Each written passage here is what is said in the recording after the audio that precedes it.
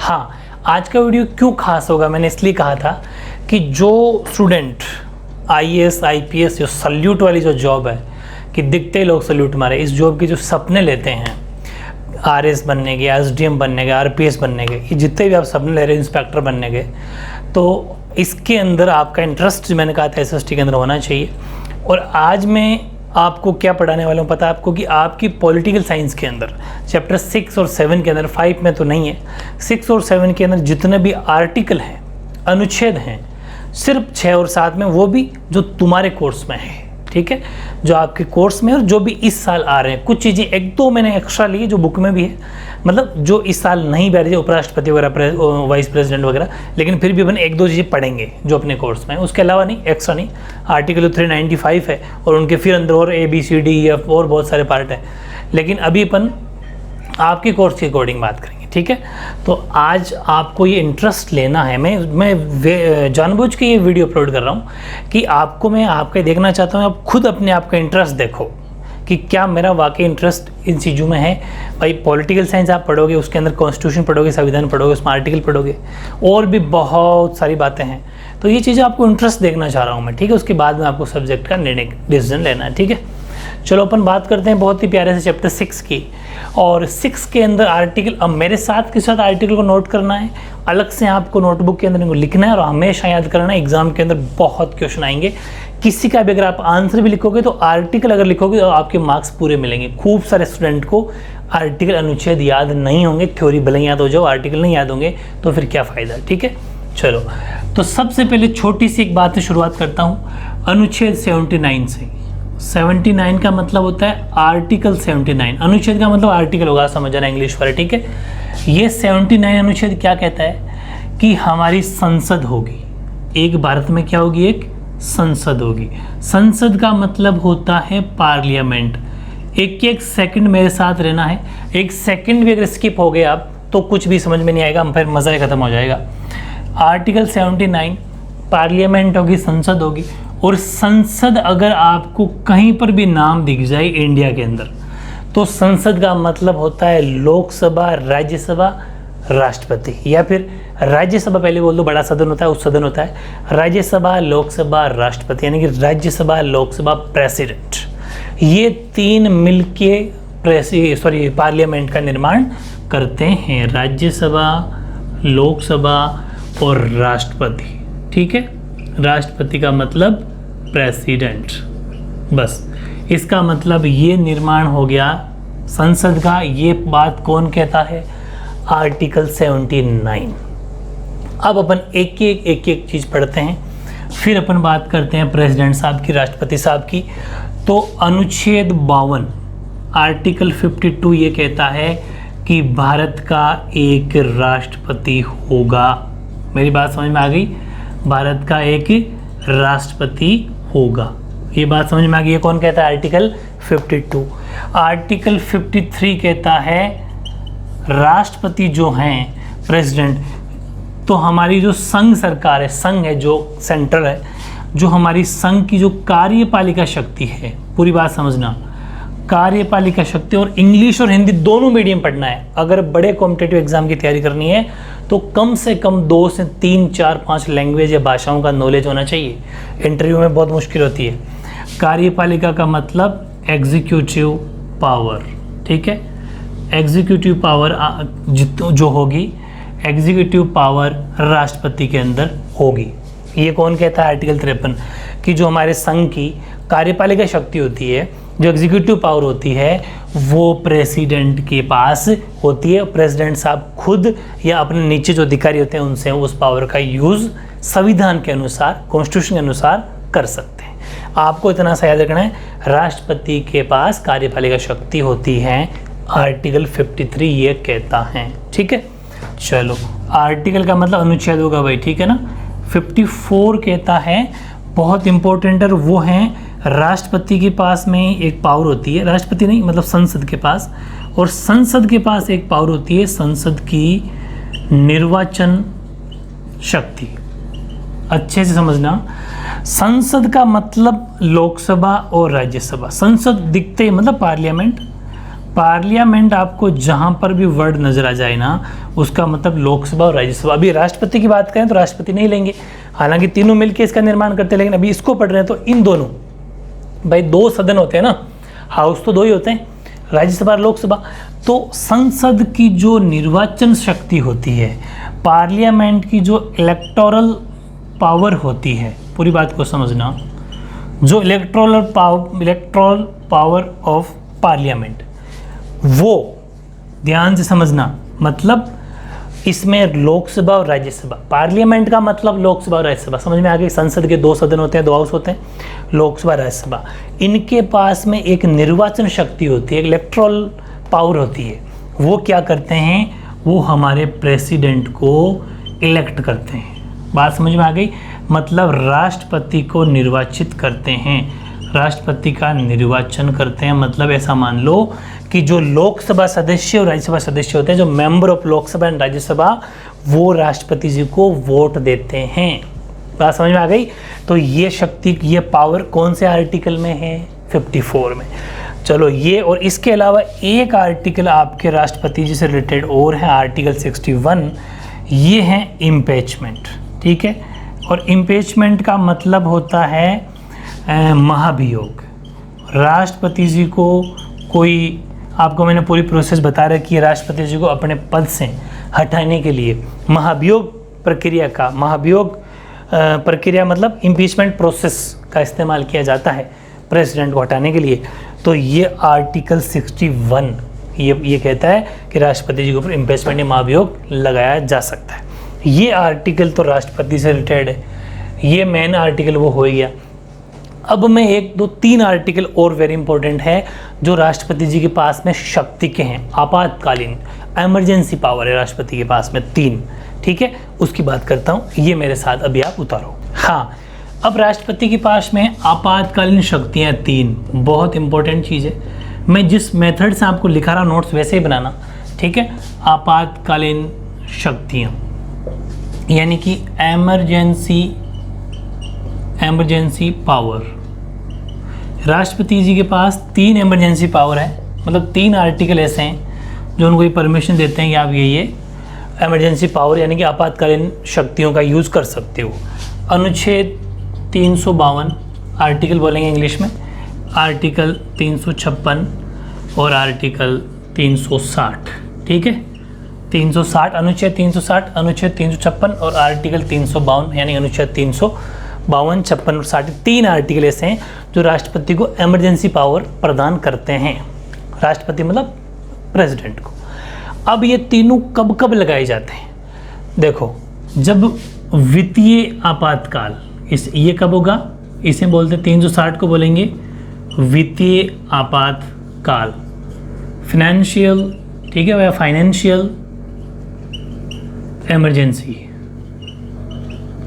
ठीक है, financial emergency होती है ये कि जब हमारे देश में, हमारे देश की साख का खतरा हो, जैसे कि कोरोना जैसी महामारी आ गई और लोगों के पास त्राही मच गई, पैसा है नहीं, वो वित्तीय संकट, फाइनेंशियल इमरजेंसी होती है। 360 आर्टिकल राष्ट्रपति जी को परमिशन देता है, अगर ऐसी कंडीशन हमारे देश में हो जाए तो आप उस टाइम पर वित्तीय आपातकाल की घोषणा कर सकते हो। ठीक है, फिर वो आपको पता है संचित निधि, हमारे देश का पैसा स्टोर किया जाता है, उस स्टोर पैसे से लोगों को भला किया जाता है। वो बहुत सारे आगे की प्रोसेस, आपको इतना समझना, आपके कोर्स में है इतना ही कि वित्तीय आपातकाल, फाइनेंशियल इमरजेंसी 360 आर्टिकल कहता है। और 356 आर्टिकल कहता है कि राज्यों में आपातकाल, राज्यों में इमरजेंसी, राज्यों में आपातकाल। 1 मिनट समझना, ये जितने भी मैं आपातकाल वर्ड यूज कर रहा हूँ ना, इमरजेंसी, इनको राष्ट्रपति शासन भी कहते हैं। ये तीनों राष्ट्रपति शासन के नाम से भी जाने जा सकते हैं। मतलब जब राष्ट्रपति का शासन, राष्ट्रपति जी की पावर का इस्तेमाल किया जाए तो प्रेसिडेंट पावर या प्रेसिडेंट लॉ, प्रेसिडेंट शासन। राज्यों में आपातकाल का मतलब होता है इमरजेंसी इन स्टेट्स। ठीक है, इमरजेंसी इन स्टेट्स। कब, आपको पता है राज्य के अंदर सबसे बड़ी पोस्ट होती है राज्यपाल, गवर्नर, होती कि नहीं होती भाई। जैसे हमारे देश के अंदर सबसे बड़े होते हैं राष्ट्रपति जी, प्रेसिडेंट, नाम मात्र के होते हैं लेकिन पोस्ट सबसे बड़ी राष्ट्रपति की, उसके नीचे प्राइम मिनिस्टर यानी कि वाइस प्रेसिडेंट होते हैं, लेकिन वैसे बड़े फिर प्राइम मिनिस्टर, प्रधानमंत्री। वैसे ही राज्य के अंदर, स्टेट के अंदर, वो तो सेंट्रल गवर्नमेंट की बात हो गई, पूरे देश की बात हो गई, राज्यों के अंदर सबसे बड़े गवर्नर यानी कि राज्यपाल। तो राज्यपाल महोदय ये कहेंगे, राज्यपाल महोदय, गवर्नर महोदय राष्ट्रपति जी को कहेंगे कि राष्ट्रपति जी, जैसे एग्जांपल मैं राजस्थान का लूँ, कोई सा भी स्टेट का, कि हमारे राजस्थान की स्थिति सही नहीं चल रही है, यहाँ की सरकार सही तरह से काम नहीं कर पा रही, सरकार एक तरीके से कम्प्लीटली विफल है, ख़त्म है, फेल होती जा रही है शासन करने में। तो फिर राष्ट्रपति कहेंगे ओके, फिर उस स्टेट के अंदर राष्ट्रपति जी इमरजेंसी पावर का यूज कर देंगे। ये 356 परमिशन देता है राज्यों में, मतलब स्टेट्स में इमरजेंसी लगाने का। और ये है राष्ट्रीय आपातकाल, राष्ट्रीय आपातकाल, नेशनल इमरजेंसी, समझ पा रहे हो, नेशनल इमरजेंसी। नेशनल इमरजेंसी का मतलब है पूरे देश में। कब? जब कोई बाहरी अटैक हो, बाहरी अटैक को आक्रमण बोलते हैं, हाँ आक्रमण हो, या फिर युद्ध हो, ठीक है, यानी कि वॉर हो, या फिर फॉरेन इन्वेंशन हो, ठीक है, युद्ध हो, वॉर हो, फॉरेन इन्वेंशन हो, ऐसी कंडीशन हो जाए जैसे पाकिस्तान से या फिर हमारे पड़ोसी देश से कोई झगड़ा चल रहा हो, लड़ाई स्टार्ट हो गई हो, ऐसी कंडीशन जब भी आ जाए, या फिर आंतरिक अशांति हो, यह भी एक कारण है, हाँ आंतरिक अशांति, ठीक है, यानी कि होम अनरेस्ट, होम अनरेस्ट बोलते हैं इसको, मतलब हमारे देश के अंदर आपस में लड़ाइयाँ चल रही हो, कोई सांप्रदायिक मुद्दे हो सकते हैं, राज्यों के बीच में लड़ाई हो सकती है, स्टेट के बीच में लड़ाई हो सकती है, ये बहुत सारे मुद्दे इसके अंदर आते हैं, तब वो राष्ट्रीय आपातकाल की घोषणा कर सकते हैं। ये परमिशन 352 देता है। ऐसा कैसे आपको इन आर्टिकल्स को लिखना है ना, मज़ेदार। हाँ, ऐसे 5-6 आर्टिकल और पढ़ते हैं, बहुत टॉप लेवल का, हालांकि पढ़ना तो भी काफ़ी है, लेकिन समझते हुए थोड़ा मैं समझाते हुए चलूँगा। अब हालांकि आपके इस बार न्यू कोर्स में उपराष्ट्रपति नहीं, लेकिन थोड़ा सा नॉलेज होना चाहिए वाइस प्रेसिडेंट का भी, बहुत बड़ी पोस्ट है, ठीक है, बस छोटा सा नॉलेज कर लो कि वाइस प्रेसिडेंट होगा, हमारे देश में एक वाइस प्रेसिडेंट होगा। ये आर्टिकल 63 कहता है, अनुच्छेद 63 कहता है कि भारत में एक उपराष्ट्रपति भी होंगे। बस इतना सा पढ़ना, ठीक है, आपके कोर्स का है। दूसरी बात, उपराष्ट्रपति का इलेक्शन कौन करेंगे, मतलब इनको निर्वाचित कौन करेंगे, इनको कौन चुनेंगे। तो अनुच्छेद 66 ये कहता है कि जो वाइस प्रेसिडेंट है, मतलब जो उपराष्ट्रपति हैं, उनका चुनाव लोकसभा प्लस जो राज्यसभा है उनके जो मेंबर हैं, ठीक है, उनके जो मेंबर है वो उनको वोट करेंगे, मतलब वोट करेंगे, इलेक्ट करेंगे। तो इनको उपराष्ट्रपति जी को वोट कौन करेंगे, लोकसभा और राज्यसभा के सदस्य, मेंबर का मतलब सदस्य, ठीक है, लोकसभा और राज्यसभा के सदस्य उपराष्ट्रपति जी को वोट करेंगे, जो राष्ट्रपति जी को भी करते हैं, ठीक है। चलो, ये 2 आर्टिकल की बात हो गई, 63 और 66। फिर मैं बात करता हूँ अनुच्छेद 93 की। हाँ, ये भी आप ही कोर्स में। अनुच्छेद 93 ये कहता है कि जो आपने सुना होगा लोकसभा के अंदर एक तो अध्यक्ष होता है, यानी स्पीकर होता है, मैंने आपको बताया था बहुत ही शानदार तरीके से, एक होता है उपाध्यक्ष यानी डिप्टी स्पीकर। तो जो स्पीकर होता है, ठीक है, स्पीकर और डिप्टी स्पीकर, यानी कि हिंदी में बोलते हैं इसको अध्यक्ष और उपाध्यक्ष, ठीक है। मैंने बताया भी था कि अभी हमारे अध्यक्ष ओम बिरला जी हैं, लोकसभा के अंदर बैठते हैं, कोटा से वो सांसद है, MP है, वो हमारे वहाँ के अभी स्पीकर हैं, लोकसभा स्पीकर है, राजस्थान के हैं, बड़ी बात है ये। तो स्पीकर और डिप्टी स्पीकर, अध्यक्ष और उपाध्यक्ष, दोनों ध्यान रखना, दोनों। अच्छा, ये दोनों किन में सुने जाएंगे, जो हमारे लोकसभा मेंबर है उन्हीं में से किन्हीं 2 का चुनाव कर लिया जाता है। ये परमिशन आर्टिकल 93 देता है कि लोकसभा मेंबर में से, जो लोकसभा सदस्य हैं, उनमें से अध्यक्ष और उपाध्यक्ष का चुनाव किया जाता है आर्टिकल 93 के तहत, अनुच्छेद 93 के तहत। फिर बात आती है अनुच्छेद 109 की। ये मैंने आपको बताया था मनी बिल, ठीक है, मनी बिल को हिंदी में कहते हैं धन विधेयक।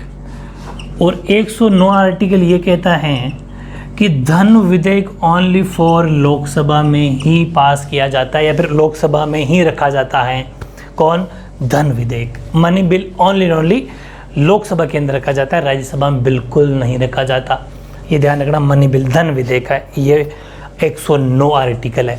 फिर आता है आर्टिकल आपके कोर्स का 249, 249 आर्टिकल ये कहता है कि जो हमारे लोकसभा हैं और जो राज्यसभा हैं, पूरी बात को समझना, लोकसभा नहीं 249 तो राज्यसभा का ही है, कि राज्यसभा जो है, पूरी बात को समझना, 249 क्या कहता है कि जो हमारी राज्यसभा हैं उसको एक अधिकार है, एक हक है, क्या कि जैसे कोई राष्ट्रीय विषय का कोई सब्जेक्ट हो या फिर कोई राष्ट्रीय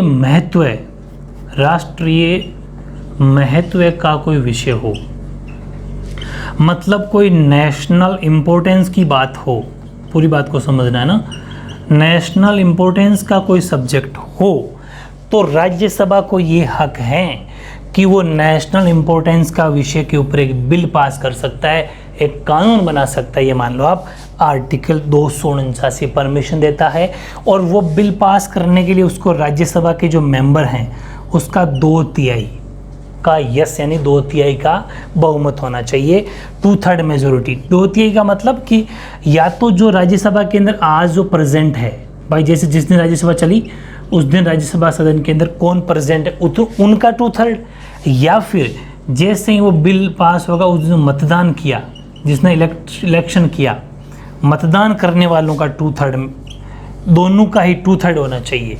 जैसा मान लो कि अगर मैं कह दूं कि 300 जने हैं तो 300 का 1/3 यानी कि 100 जनों का अगर यस हैं, सॉरी 2/3 अगर ये कितना हो गया इस कट के 3 टेबल से 100 तो 200 जनों का अगर यस हैं तो बिल पास हो जाएगा। वो नेशनल विषय का होना चाहिए, राष्ट्रीय महत्व का। जैसे एग्जांपल लूँ, अभी जैसे कोरोना चल रहा है और अभी हमारे देश में ऐसा कोई कानून बना दिया जाए, कैसे कि लोगों को बाहर नहीं निकलना चाहिए 10 दिन के लिए, ऐसा कोई कानून बना, सपोज कानून बना दिया, तो उसमें हमारे देश का भला है कि हाँ कुछ दिन कंट्रोल करना चाहिए, और ऐसा कोई राष्ट्रीय महत्व पूरे देश का ही भला हो रहा हो, ऐसा कोई कानून बना दिया जाए तो राज्यसभा के पास पावर है, 249 से परमिशन देता है, लेकिन 2/3 मेजोरिटी के साथ परमिशन मिल जानी चाहिए, मतलब यस हो जाना चाहिए, वोटिंग हो जानी चाहिए उस सदन के अंदर, ठीक है, तो वो पास हो जाएगा। ये भी इनके पास हक है।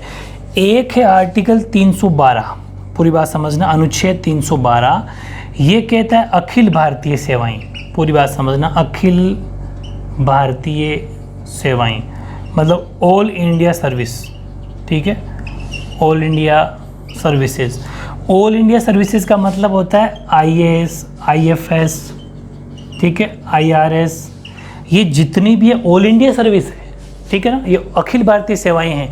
ये पहले नहीं थी, ये जोड़ी गई बाद में, IPS है ना, IRS वगैरह तो अभी भी कुछ ही सालों पहले जोड़ी गई थी, IRS IFS वगैरह, तो IFS वगैरह, ठीक है। ये अखिल भारतीय सेवाएं हैं, ऑल इंडिया सर्विसेज है, जिनको जोड़ा जाता है। ये भी राज्यसभा के पास पावर है, पूरे समझना, ये किसके पास पावर है, राज्यसभा के पास पावर है, 2/3 मेजोरिटी के साथ, सेम वही, यानी कि अगर राज्यसभा अखिल भारतीय कोई सेवा जोड़ना चाहे, कोई ऑल इंडिया सर्विस जोड़ना चाहे, इनके अलावा और कोई नहीं, तो 2/3 मेजोरिटी के साथ में उस बिल को, उस विधेयक को जो भी वो लेके आ रही है राज्यसभा के अंदर, वो पास हो जाना चाहिए। तो वो भी उसके अंदर पावर है, उसके पास परमिशन है, 312 के तहत वो ऐसा कर सकती है ना। बहुत मज़ेदार। कितने आर्टिकल हो गए, 1 2 2 तो उपराष्ट्रपति जी के, ये लोकसभा का, और ये भी लोकसभा का, और ये दोनों राज्यसभा के, ठीक है। बहुत अच्छे से नोट करना है, ऐसे कैसे शॉर्ट नोट्स बनाने हैं आपको, ठीक है ना। ओके, हाँ, अब बात करते हैं अपन हमारे सबसे मजबूत पद, प्राइम मिनिस्टर, ठीक है। अनुच्छेद 74 74 आर्टिकल 74 कहता है कि भारत के एक प्रधानमंत्री यानी प्राइम मिनिस्टर होंगे। इस बात को समझ लो आप, ठीक है। भारत के एक प्रधानमंत्री यानी कि प्राइम मिनिस्टर होंगे, ये आर्टिकल 74 कहता है। एक बात और कहता है 74, क्या कि भारत के प्रधानमंत्री तो होंगे, लेकिन एक हमारे यहाँ पर काउंसिल ऑफ मिनिस्टर यानी कि मंत्रियों की परिषद, जिसे हम बोलते हैं मंत्री परिषद, एक मंत्री परिषद होगी, ठीक है। पूरी बात समझना, मंत्री परिषद होगी जिसके हेड यानी जिसके मुखिया PM होंगे, समझ पा रहे हो। ये जो मंत्री परिषद है जिसके हेड प्राइम मिनिस्टर होंगे, ये हमारे जो राष्ट्रपति हैं, मतलब जो हमारे प्रेसिडेंट हैं, पूरी बात को समझना, प्रेसिडेंट है, उनको हेल्प प्लस एडवाइस, यानी कि सहायता और परामर्श, सहायता और परामर्श के लिए पूरी बात समझना। 74 कहता है कि भारत का एक प्रधानमंत्री होगा, बात खत्म, ठीक है। फिर एक 74 और कहता है कि एक मंत्री परिषद होगी, काउंसिल ऑफ मिनिस्टर होगी, जो जिसका हेड प्राइम मिनिस्टर होंगे। वो प्राइम मिनिस्टर राष्ट्रपति जी को, या फिर ये पूरी प्रोसेस यानी मंत्री परिषद प्लस प्रधानमंत्री मिलके राष्ट्रपति जी की सहायता और परामर्श करेंगे। यह भी आर्टिकल 74 कहता है। किसकी सहायता करेंगे? राष्ट्रपति जी की। इन्हीं को सहायता करेंगे, इन्हीं की एडवाइज करेंगे, ये मिलके। समझ में आ गई? ये भी 74 ही कहता है, ठीक है। और एक है अनुच्छेद 75, बहुत इजी है, सुना भी होगा आर्टिकल 75, कि जो हमारे प्राइम मिनिस्टर होंगे, जो हमारे प्रधानमंत्री होंगे, उनकी नियुक्ति, भाई जैसे वो चुन के आगे। अच्छा, मैं कहीं कहीं पर ये नियुक्ति वर्ड यूज़ करता हूँ ना, नियुक्ति का मतलब इलेक्ट में और इलेक्शन में अलग है। मैं कभी कभी नियुक्ति पढ़ रहा हूँ, वो तो कहीं अगर मनोनीत वर्ड, निर्वाचित वर्ड यूज हो तो गलत है, वो इलेक्शन नहीं, नियुक्ति। नियुक्ति का मतलब जैसे लोकसभा के MP बन के आगे, MP जीतने के बाद में राष्ट्रपति जी इनकी नियुक्ति करेंगे, ये ध्यान रखना। राष्ट्रपति का मतलब प्रेसिडेंट, इसका ध्यान रखना। नियुक्ति, निर्वाचन मुझे कभी कभी वर्ड आ जाता है, वो गलत आ जाता है, निर्वाचन नहीं, नियुक्ति, इलेक्ट। तो ध्यान रखना 75 ये कहता है कि प्राइम मिनिस्टर की नियुक्ति यानी इलेक्ट कौन करेंगे? राष्ट्रपति जी करेंगे, ठीक है। ये 75 कहता है। और 74 कहता है कि प्रधानमंत्री होंगे, ठीक है। और अब एक लास्ट आर्टिकल इस चैप्टर का बच गया, वो है 130। हालांकि सुप्रीम कोर्ट आपके कोर्स में इस बार नहीं है, लेकिन पढ़ना चाहिए छोटा मोटा, कि सुप्रीम कोर्ट का मतलब होता है उच्चतम न्यायालय, उच्चतम न्यायालय, ठीक है। और हिंदी में हाई कोर्ट होता है, नेक्स्ट चैप्टर में पढ़ेंगे। हाई कोर्ट को बोलते हैं उच्च न्यायालय। तो सुप्रीम कोर्ट का जो ऑफिस है या फिर जो ब्रांच ऐसा मान लो, वो है दिल्ली में होगी, यानी कि दिल्ली में। तो सुप्रीम कोर्ट अभी कहाँ पर है? सुप्रीम कोर्ट दिल्ली में होगा। ये अनुच्छेद 130 में साफ साफ मेंशन है। ये था चैप्टर 6, बहुत ही मज़ेदार। आई थिंक आपको इस सारे आर्टिकल आज के आज याद करने हैं। चैप्टर 7 का भी जल्द वीडियो आ रहा है, मैं एक साथ नहीं कराऊंगा, बर्डन नहीं होना चाहिए, इंटरेस्ट आना चाहिए आपको, आपके अंदर इंटरेस्ट क्रिएट होना बहुत ज़रूरी है। इनको अच्छे से पढ़ो, फिर चैप्टर 7 का आर्टिकल देता हूँ इसी तरह समझा के, आई थिंक वो भी आपको मज़ेदार लगेंगे। अगर अच्छे लगते हैं, इंटरेस्ट लगते हैं, तो फिर आपको सब्जेक्ट कौन सा लेना चाहिए वो आप समझ रहे हो, ठीक है। ओके।